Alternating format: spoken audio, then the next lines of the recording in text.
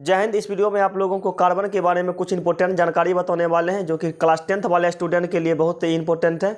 और जितने भी बात बताएंगे सारा बात आपके एग्जाम के पॉइंट ऑफ व्यू से बहुत ही इंपॉर्टेंट होने वाली है। आइए आप लोगों को जानते हैं कार्बन के बारे में।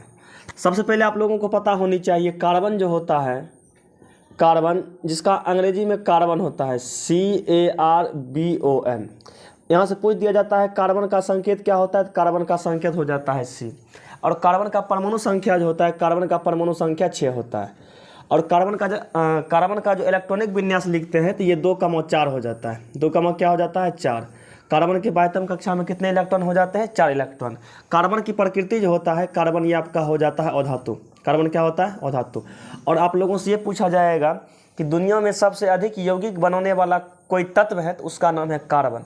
कार्बन जो है दुनिया में सबसे अधिक यौगिक बनाने वाले तत्व होते हैं, क्या कि इसमें कैटिनेशन गुण पाया जाता है। और कार्बन के बीच डबल बाउंड, ट्रिपल बाउंड और क्या कहते हैं सिंगल बाउंड से भी जुड़ सकते हैं। ठीक, इसलिए करके दुनिया में सबसे अधिक यौगिक बनाने वाला यदि कोई तत्व है तो आपका क्या है, कार्बन। ठीक, उसके बाद आप लोगों से पूछा जाएगा कार्बन के कितने अपरूप होते हैं। तो कार्बन के अपरूप क्या होता है, तो कार्बन के 3 अपरूप होते हैं। पहला आपका होता है हीरा, पहला आपका क्या होता है, हीरा। दूसरा आपका हो जाता है ग्रेफाइट, दूसरा आपका क्या हो जाता है, ग्रेफाइट। और तीसरा आपका हो जाता है फुल्लेरिन, तीसरा आपका क्या हो जाता है, फुल्लेरिन। अब देखिएगा क्वेश्चन आपके एग्जाम में क्या क्या पूछे जाते हैं। यहाँ से पूछा जाएगा सबसे कठोर प्राकृतिक पदार्थ, ये आपका हीरा हो जाएगा, ये आपका क्या हो जाएगा, हीरा। उसके बाद आप लोगों से पूछा जाएगा सबसे कठोर तत्व, ये भी आपका क्या हो जाएगा, हीरा। सबसे कठोर तत्व भी क्या हो जाएगा, हीरा। आपसे पूछा जाएगा सबसे कठोर अधातु, ये भी आपका क्या हो जाएगा, हीरा। सबसे कठोर अधातु ये भी आपका क्या हो जाएगा, हीरा। पूछेगा किसका अपवर्तनांक सबसे अधिक होता है, तो ये भी आपका हो जाएगा, हीरा। किसका अपवर्तनांक सबसे अधिक होता है, तो हीरा का। कितना होता है, ये आपका होता है 2.42, 2.42। और यहाँ से एक क्वेश्चन ये भी पूछा जाता है कि हीरा का चमकीला दिखाई देना प्रकाश के किस घटना के कारण।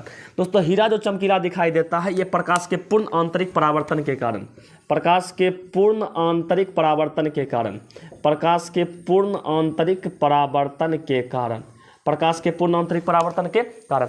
प्रकाश के पूर्ण आंतरिक परावर्तन के कारण 3 घटना मुख्य रूप से घटित होते हैं जो एग्जाम में पूछे जाते हैं। पहला आप लोगों से पूछा जाएगा हीरा का चमकीला दिखाई देना किस घटना के कारण, प्रकाश के पूर्ण आंतरिक परावर्तन के कारण। दूसरा का घटना आप लोगों से पूछा जाएगा प्रकाश के किस घटना के कारण पानी में हवा का बुलबुला चमकीला दिखाई देता है। प्रकाश के किस घटना के कारण पानी में हवा का बुलबुला चमकीला दिखाई देता है, तो यह भी आपका पूर्ण आंतरिक परावर्तन के कारण, यह भी आपका क्या होता है, पूर्ण आंतरिक परावर्तन के कारण।